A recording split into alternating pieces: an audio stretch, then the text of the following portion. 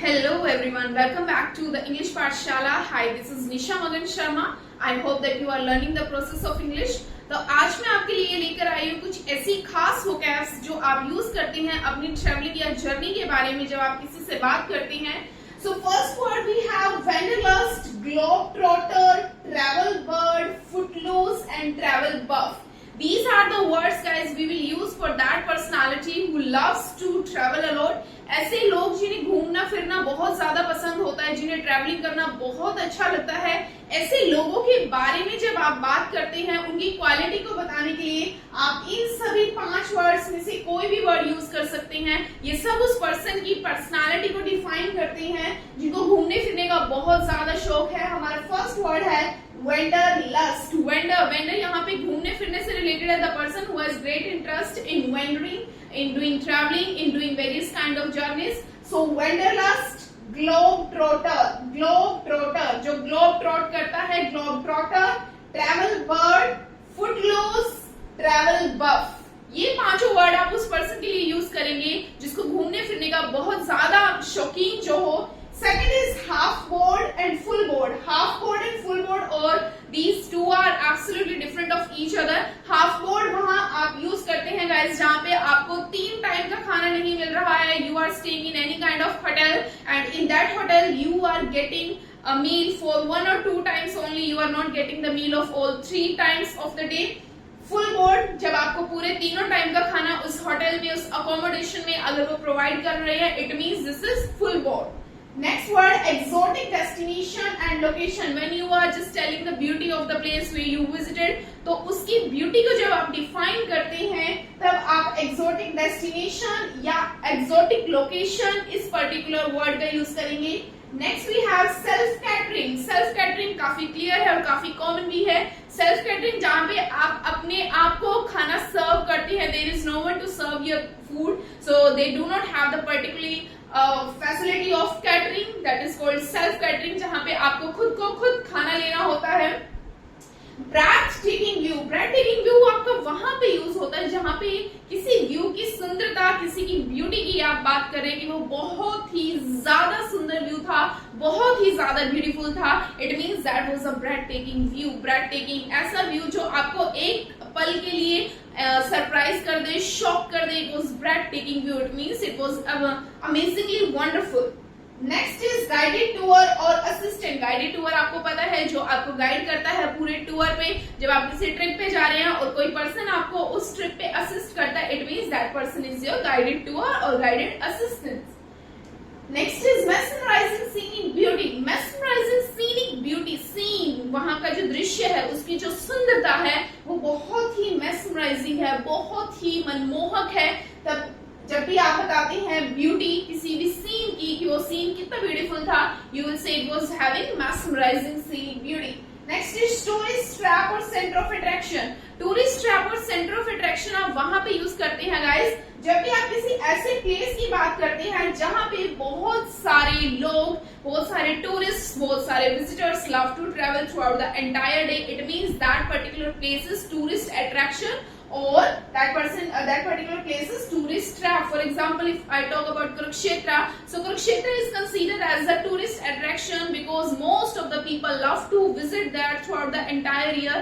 Even the International Gita Festival is organized, so most of the people, the devotees of Krishna, they love to visit during the October or November during the International Gita Festival. So it means Kurukshetra is a tourist trap. Kurukshetra is the center of attraction. Kurukshetra is the center of attraction for most of the visitor. Tourist attraction है, center of attraction है, ये tourist trap है. ये आप उस particular location के लिए use करते हैं जहाँ पे बाहर से बहुत सारे लोग घूमने फिरने के लिए आते हैं. Next is super food menu weather. अब आप घूम फिर कर आए, आप किसी को उस पर्टिकुलर जगह के बारे में बता रहे हैं कैसा वहां पे क्या क्या चीजें थी. So you can use this adverb super food menu weather. वहां का वेदर, वहां का मेन्यू, वहां का खाना पीना, वहां का क्लाइमेटिक कंडीशंस को आप डिस्क्राइब करने के लिए इस वर्ड को यूज कर सकते हैं super. Next is astonishing experience, the experience that you had throughout this entire journey. आप घूमने फिरने गए थे तो पूरा जो आपका एक्सपीरियंस रहा है इस जर्नी को लेकर के वो काफी astonishing था. Astonishing का मतलब होता है आपको काफी अचंभित कर देने वाला, आपको काफी शॉक कर देने वाला, लेकिन पॉजिटिव वे में. पॉजिटिव वे में आपको काफी आकर्षित जो करता है. Astonishing kind of experience you had. Next is memorable occasion. Memorable occasion, जब भी आपने कोई जर्नी करी, अब आप उस जर्नी को डिफाइन कर रही हैं तो मेमोरेबल ओकेजन कह के आप उसको डिफाइन कर सकते हैं. Specially these are the vocabs for the IELTS student when they face difficulty in terms of the cue cards related to traveling, related to journey, relating to picnic or excursion or various kind of tourist attractions. तो वो अपने Q card को define नहीं कर पाते हैं कि हम एक जगह के बारे में क्या क्या डिफाइन करें. सो ये सारी चीजें गाइस आप 1 मिनट के अंदर डिफाइन कर सकते हैं अपनी सेकेंड पार्ट ऑफ स्पीकिंग में. Next we have tour and travelling. tourism, tourist attraction, tourism, tour and traveling, these kind of words you can use जब आप भी traveling की बात कर रही हैं. Next is accommodation. Accommodation is the place where you live and you need to pay rent for living there. जहां पर भी आप रहते हैं उस पर्टिकुलर जगह का आपको किराया देना होता है. सो उस जगह को बोलते हैं अकोमोडेशन. जैसे कि कोई किसी होटल में आप रुके, for example most of the time when I go for travelling I just give preference to the hotels accommodation. It means hotels मुझे अकोमोडेशन के तौर पे ज्यादा अच्छे लगते हैं. अकोमोडेशन होती है रहने की जगह, ऐसी जगह जहाँ पे आप रहते हैं and you just get charge for this, और उसके लिए आपको किराया देना होता है, उसके लिए आपको चार्जेस देने होते हैं. Next word we have hustle and bustle. Hustle and bustle होती है चहल पहल. अब आप ट्रेवलिंग के बारे में बात कर रहे हैं, टूरिस्ट अट्रैक्शन के बारे में बात कर रहे हैं, टूरिस्ट ट्रैप के बारे में बात कर रहे हैं, तो ऑब्वियसली आपका ये जो प्लेस है वो फुल ऑफ क्राउड होगा, हसल एंड बसल होगा. तो हसल एंड बसल होती है किसी भी जगह की चहल पहल. Next is of the beaten track. Of the beaten track आपका जनरली यूज होगा कुछ ऐसी ऑफ लोकेशंस के लिए जहां पे आप बहुत कम जाते हैं या जहां पर लोग बहुत कम जाते हैं. Like these kind of locations which are not common, काफी कॉमन नहीं होती.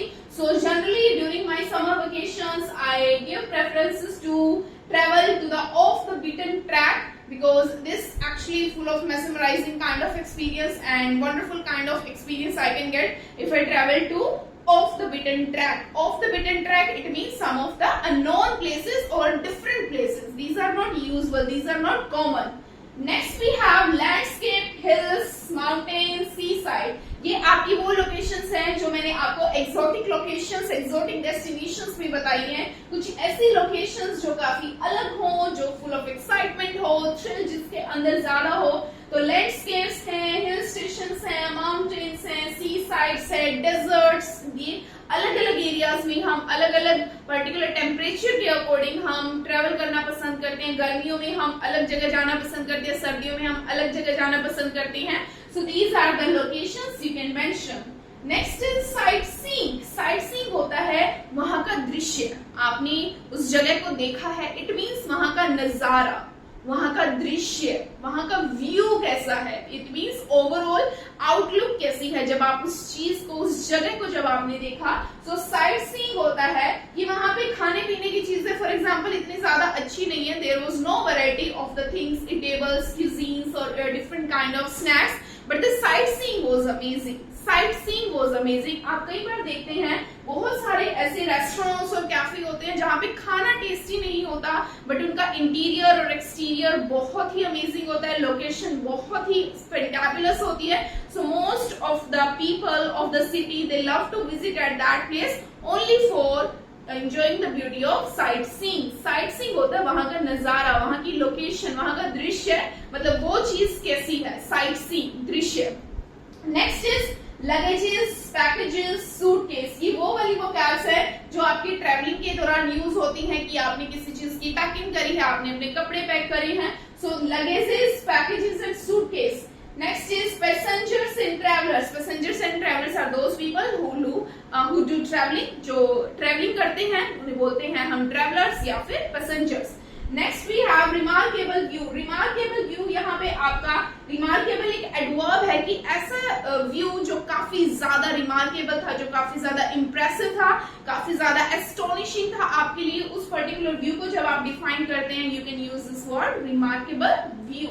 Next is impressive entrance. अब एंट्रेंस की आप बात कर रहे हैं कि वहां की जो एंट्रेंस थी वो काफी इम्प्रेसिव थी, वो काफी आई कैचिंग थी, वो काफी स्ट्राइकिंग थी, अमेजिंग थी, फैंटास्टिक थी, फैंटाबुलस थी, very good it was excellent, it was amazing. ऐसे वर्ड्स को आप यूज कर सकते हैं जब भी आप किसी पर्टिकुलर एंट्रेंस की ब्यूटी को डिफाइन करते हैं।